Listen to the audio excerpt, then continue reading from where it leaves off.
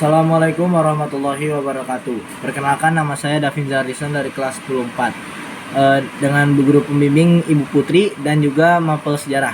Jadi di sini saya ingin membahas tentang bukti keberadaan Kerajaan Majapahit serta kehidupan politik Kerajaan Majapahit dan juga Arya Wiraraja.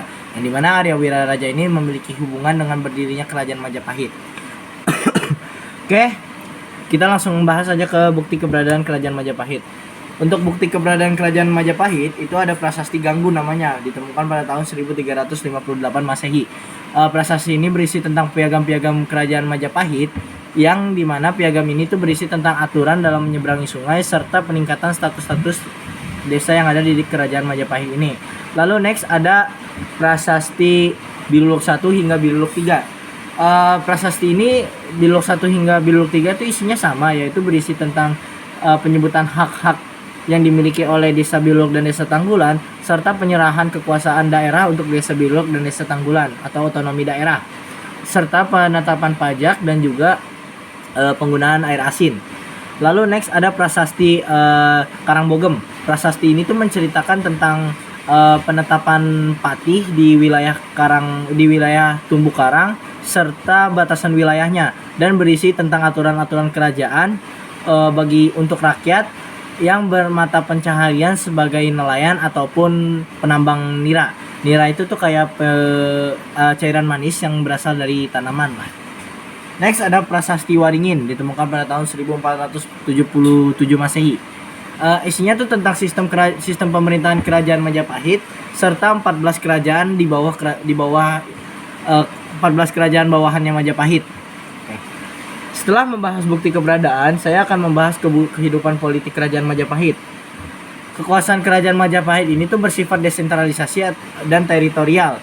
Maksud desentralisasi atau teritorial ini adalah di mana penyerahan pusat kerajaan menyerahkan kekuasaannya untuk mengatur dan mengurus rumah tangga sendiri, untuk mengurus daerahnya sendiri ya kan, atau yang bisa kita kenal dengan otonomi daerah dan batas pengaturan daerahnya. Oke. Juga Raja Majapahit ini tuh dianggap oleh rakyat itu sebagai dewa, makanya tidak heran dia menduduki posisi politik yang paling tinggi di antara segalanya. Setelah membahas kehidupan politik, saya akan membahas tentang timeline masa Kerajaan Majapahit. Untuk timeline masa Kerajaan Majapahit, saya akan membahas 3 raja yang pernah memimpin Kerajaan Majapahit.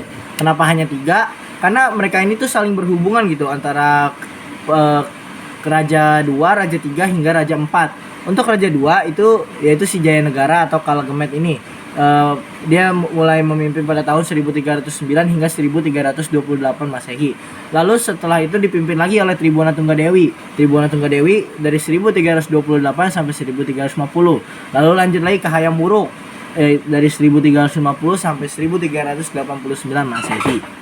Nah, saya masukin mereka ini karena mereka ini memiliki hubungan darah, dan juga ini tuh dari masa ambang keterpurukannya Kerajaan Majapahit hingga ke masa kemasannya Kerajaan Majapahit.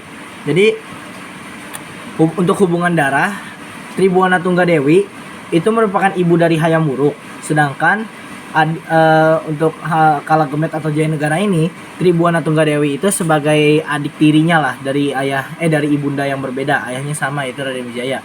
Kalau Jayanegara itu ibunya Dara Petak, sedangkan untuk Tribuna Tunggadewi itu berasal dari ibu yang bernama Gayatri. Setelah membahas timeline, saya akan membahas tentang raja-raja yang memimpin Kerajaan Majapahit. Untuk raja-raja yang pernah memimpin Kerajaan Majapahit itu dimulai dari masa kepemerintahannya Raden Wijaya pada tahun 1293 hingga masa kepemerintahannya Patih Udara dari 1489 hingga 1527 Masehi. Nah, itu tadi adalah raja-raja yang pernah memimpin Kerajaan Majapahit. Next, saya akan membahas tentang struktur kepemerintahan Kerajaan Majapahit. Untuk struktur kepemerintahan Kerajaan Majapahit, itu yang pertama adalah bumi. Bumi itu adalah pusat kerajaan, yang dimana pusat kerajaan sendiri dipimpin oleh seorang maharaja. Lalu next ada negara atau provinsi. Negara atau provinsi ini biasanya dipimpin oleh Bre, Pangeran, Nathatuan, Adipati atau Bahtara, juga dipimpin oleh Rajia yaitu gubernur.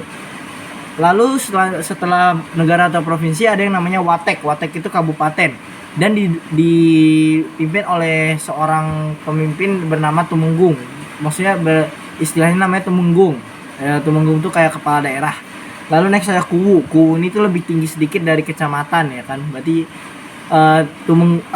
kuwu ini dipimpin oleh seorang demang. Demang itu juga sama kayak kepala daerah juga lah.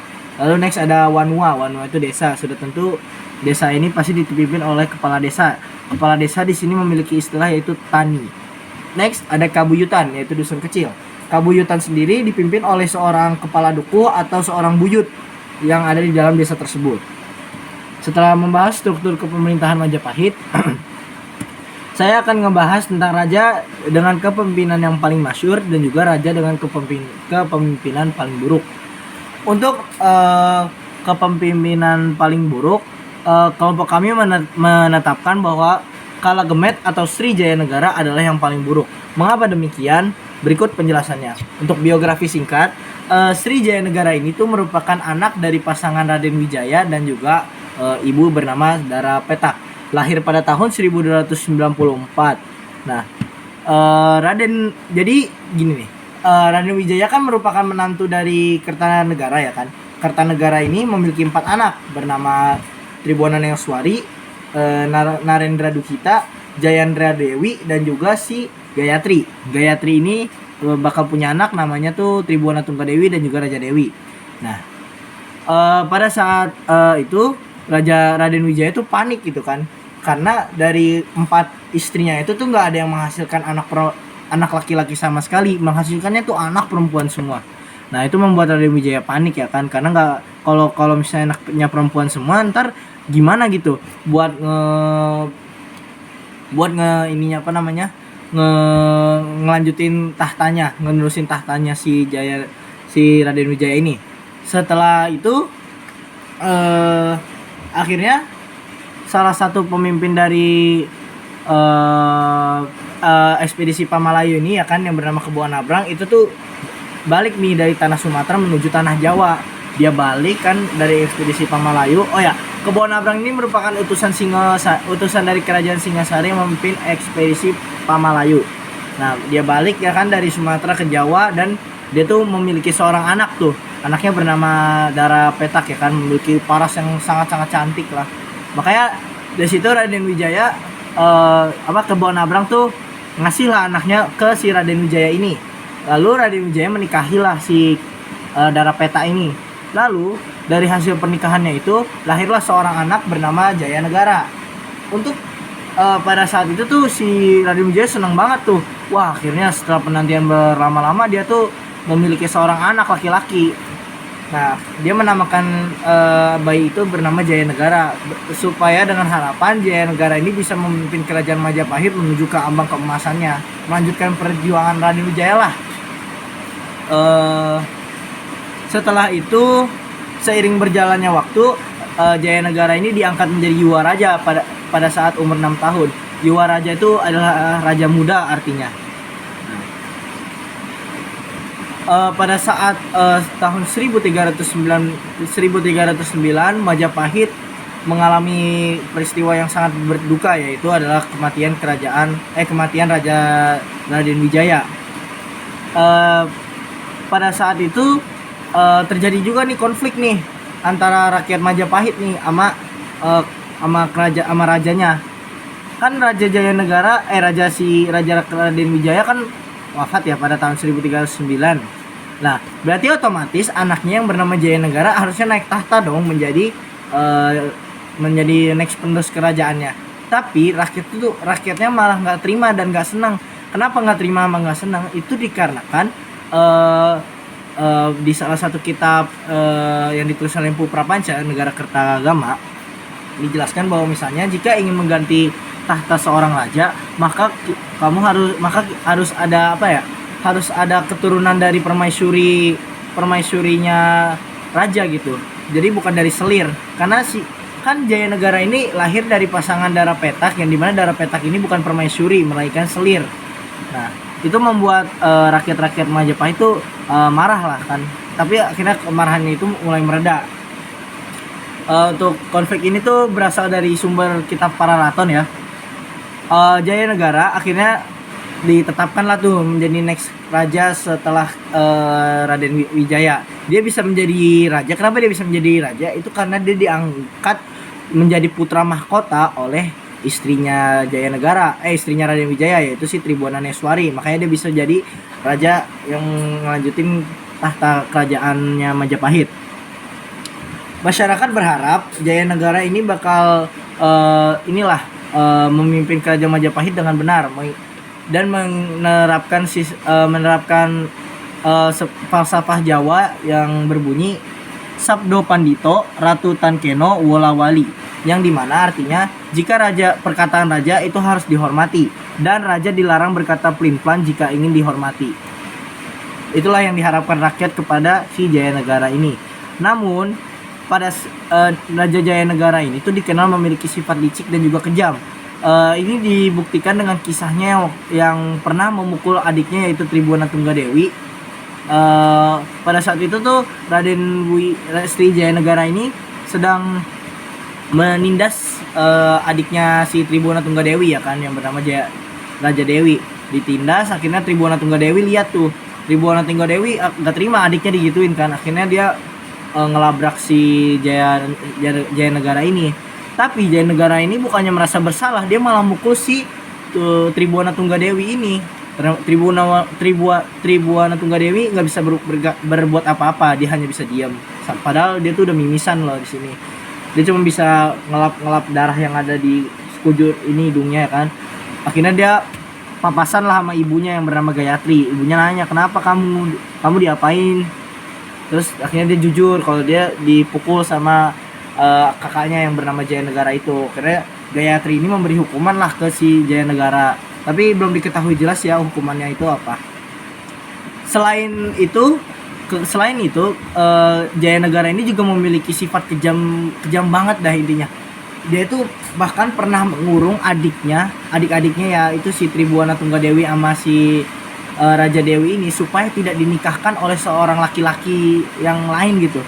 Jadi alasan dia mengurung adiknya ini supaya tahtanya itu tidak tergulingkan.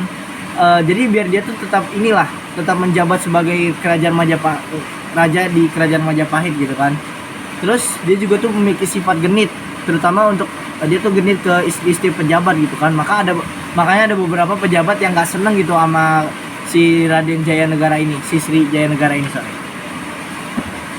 dalam masa kepemimpinannya, Jaya Negara ini tuh sering banget nih mengalami pemberontakan. Nah, pemberontakannya itu yang pertama ada pemberontakan Renggalawe. Pemberontakan Renggalawe itu yang pada itu tuh tahun 1309, yang kata dia tidak diterima oleh rakyat-rakyat Majapahit untuk menjadi seorang raja. Lalu next ada pemberontakan Lembosora pada tahun 1311 Masehi. Lalu ada pemberontakan Nambi pada tahun 1316 Masehi. Dan pemberontakan Rakunti, yang dimana pemberontakan Rakunti ini tuh yang paling berbahaya banget.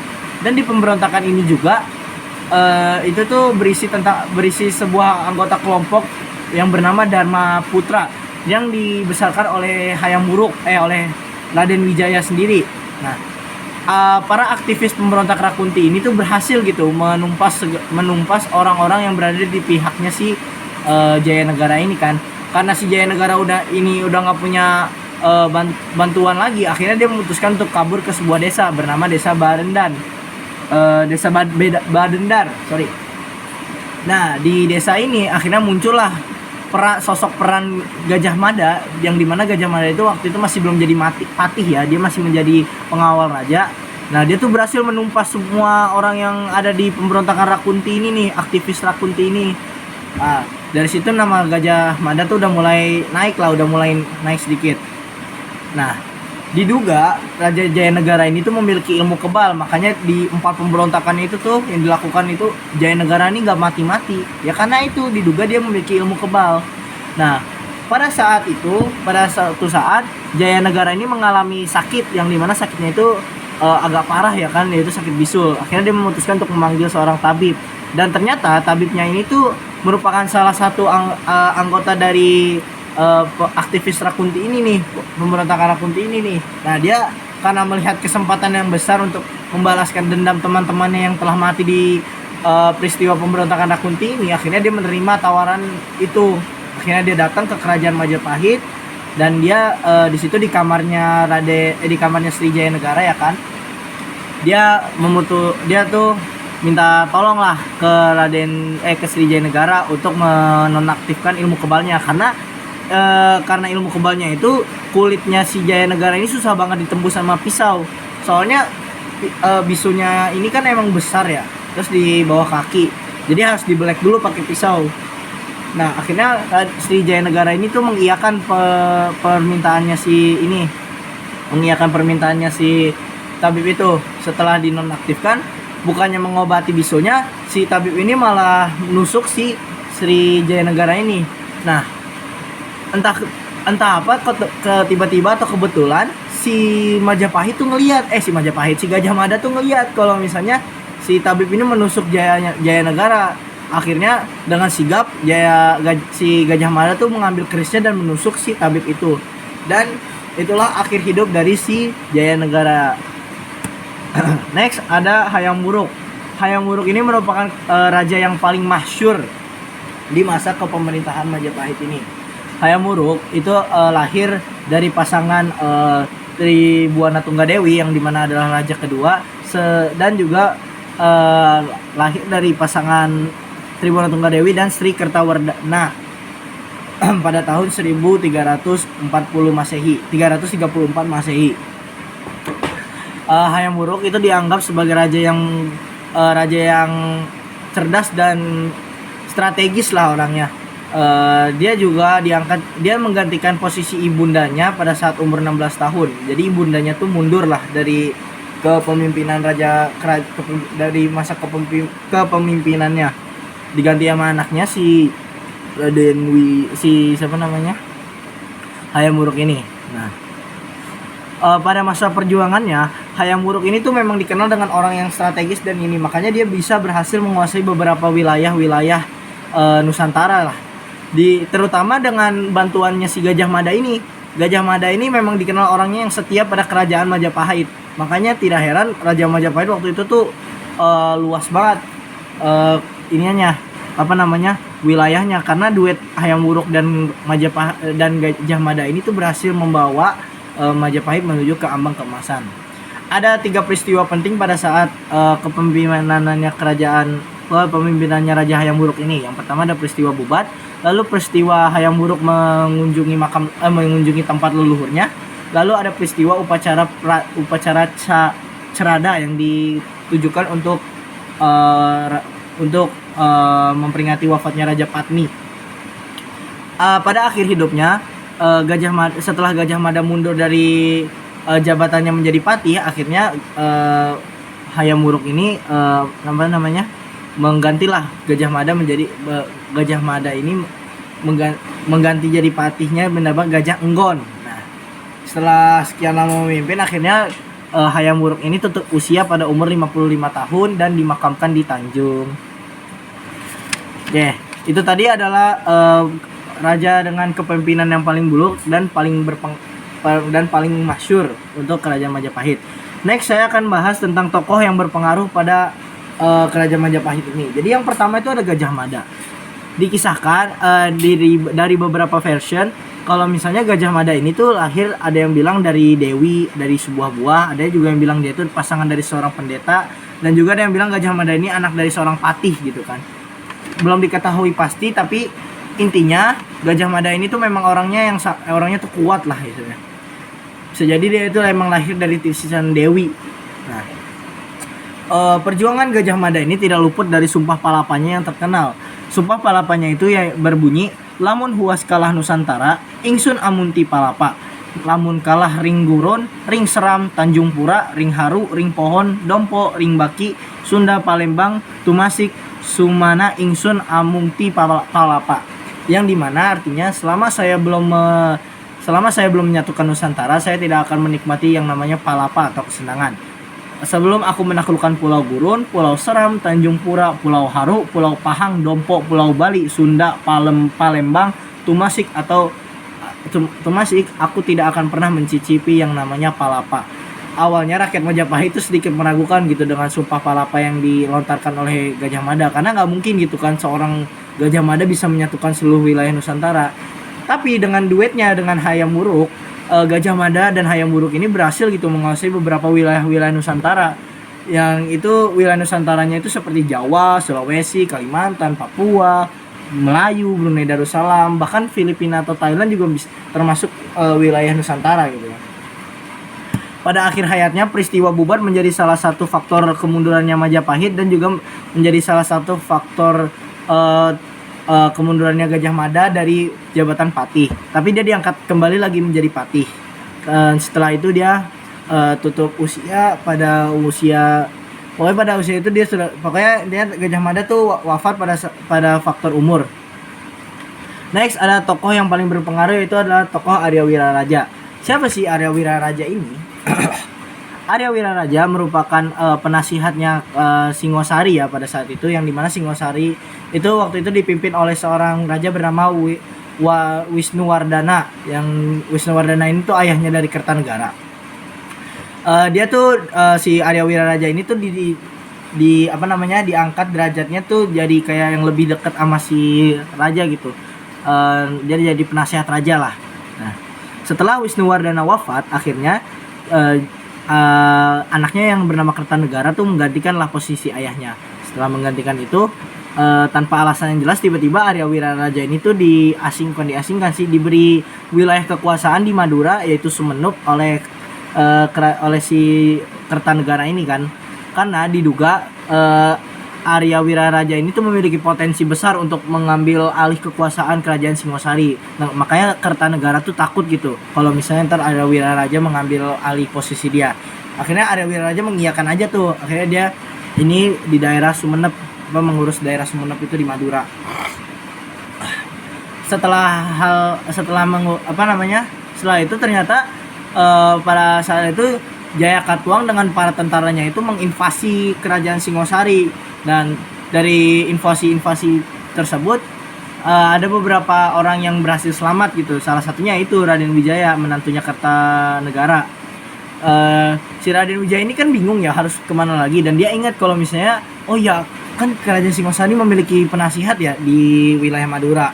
Akhirnya dia ke wilayah Madura itu tuh, ke Sumenep, si Raden Wijaya. Bertemulah dia dengan Arya Wiraraja. Setelah itu Arya Wiraraja bertemu dengan Raden Wijaya kan. Raden Wijaya minta saran nih, gimana caranya kita buat gimana cara kita untuk menaklukkan si Jayakatwang ini, karena Jayakatwang kan udah berhasil menginvasi kerajaan Singosari ya kan. Akhirnya setelah itu Arya Wiraraja ini memberikan nasihat kalau misalnya lebih baik kamu membuka hutan yang luas itu di dekat daerah Singosari kalau nggak salah, dan kamu mendirikan kerajaan di situ. Tapi nggak bakal mudah karena pasti bakal ketahuan lah sama si ini siapa namanya, Jayakatwang ini. Akhirnya si Arya Wiraraja ini ngasih saran gitu untuk bersekutu aja nih sama pasukan Mongol. Nah, setelah bersekutu dengan pasukan Mongol ini, kan pasukan Mongol itu tuh kalau nggak salah mengalami bentrok ya sama si Kertanegara ini. Pokoknya dia mengalami bentrok sama Kertanegara. Jadi pasukan Mongol nggak tahu nih kalau Kertanegara udah wafat. Jadi si Arya Wiraraja sama Raden Wijaya itu memanfaatkan pasukan Mongol yang ingin balas dendam gitu. Karena kalau nggak salah pasukan Mongol rajanya itu entah diserang sama Raja Jaya sama si Kertanegara, atau entah diserang sama yang lain. Itu masih daerah Singosari yang nyerang kan. Setelah memanfaatkan pasukan Mongol, mereka bekerja sama. Jayakatwang berhasil tuh ditumpaskan oleh pasukan Raden Wijaya dan juga pasukan Mongol. Nah, sebelum melakukan peperangan tersebut, Raden Wijaya ini bakal janji gitu ke si Arya Wiraraja, aku bakal ngasih kamu setengah wilayah kerajaanku jika aku bisa mendirikan kerajaan. Terus kata Arya Wiraraja, ya udah, aku ikut aja kalau kamu udah jadi raja, ntar enaknya gimana biar kita diskusikan ya kan. Setelah itu ternyata kerajaan Singosari itu berhasil diambil alih lagi nih sama si Raden Wijaya ini. Dan terus Raden Wijaya ini malah berkhianat gitu ke pasukan Mongol, dan akhirnya Raden Wijaya menang sendirian, dan tuh dia menguasai ke kerajaan Singosari itu. nggak ada alasan jelas kenapa si Raden Wijaya ini tuh mengkhianati pasukan Mongol, tapi menurut saya pasukan Mongol dikhianati itu supaya wilayahnya itu nggak diserang, wilayah itu nggak diserang oleh bangsa asing gitu. Menurut saya seperti itu. Oke, setelah itu dan setelah itu Singosari kan udah tuh, wilayah Singosari udah jadi buatnya Raden Wijaya. Raden Wijaya akhirnya mengganti Singosari menjadi kerajaan Majapahit gitu. Sesuai janjinya yang dilontarkan ke Arya Wiraraja tuh mendapat setengah bagian kerajaan Majapahit, yaitu Lumajung di bagian Jawa Timur. Di situ Arya Wiraraja tuh berterima kasih sekali lah ke si Raden Wijaya ini ya kan. Arya Wiraraja tuh juga sebenarnya dia tuh udah bisa kayak bukan meramal masa depan sih, dia tuh kayak berpikir di masa depan kalau misalnya takutnya salah satu penerus dari, bukan penerus sih, keturunan dari Raden Wijaya ini bakal ngelakuin pemberontakan gitu ke wilayah Jawa, ke wilayahnya si Arya Wiraraja ini. Makanya untuk pencegahan yang ini, Arya Wiraraja tuh membangun sebuah benteng lah, benteng namanya benteng Aron gitulah namanya bentengnya, saya lupa bentengnya nama itu, di wilayah Jawa Timur sana. Membangun bentengnya dan memperkuat bala tentara di Lumajang itu. Pada tahun 1295, salah satu putranya Arya Wiraraja itu yang bernama Renggalawe itu melakukan pemberontakan gitu, dan dari pemberontakan itu dia malah mati.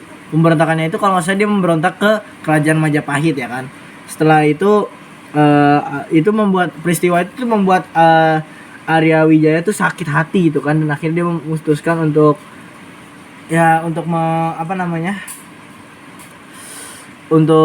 mundurlah dari jabatannya itu sebagai ini. Dan akhir hidupnya dia juga tutup usia tanpa alasannya jelas, jadi intinya tutup usia.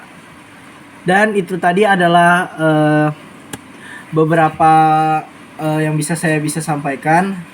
Kalau misalnya ada misinformasi mohon dimaafkan, karena saya masih belajar dan kita semua masih sama-sama belajar. Dan untuk kalau misalnya saya agak sedikit gagap, mohon dimaaf karena memang saya orangnya grogi ya.